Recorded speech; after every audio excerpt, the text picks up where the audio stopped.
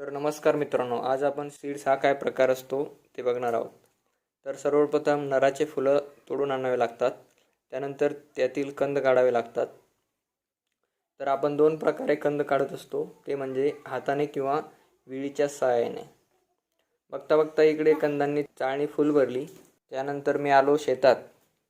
आल्या आल्या कंद थोडे थोडे घेऊन कंदाची पावडर काढायला सुरुवात केली. पावडर काढून झाली आणि ती भरली आपल्या औषधी बॉटलच्या झाकणामध्ये. त्यानंतर अशा प्रकारे नराची पावडर मादीच्या फुलांना लावावी लागते, तेव्हा पुढे जाऊन त्याला कापूस येतो. तर या प्रोसेसला आपण सायन्समध्ये पॉलिनेशनसुद्धा म्हणतो. त्यानंतर तेवढ्यातच सीड्सचे साहेब आले. त्यांनी काही फवारणीसाठी औषधं दिले आणि मलाही कामाला लावलं, ते म्हणजे एका तासाचे झाडं मोजायला. तर आमची एका तासाची 100 झाडं भरली मित्रांनो. नंतर मी निघालो घरी. तेवढ्यातच हा खड्डा दिसला. काका म्हणाले, तो लांडग्यांनी पाडलेला खड्डा आहे.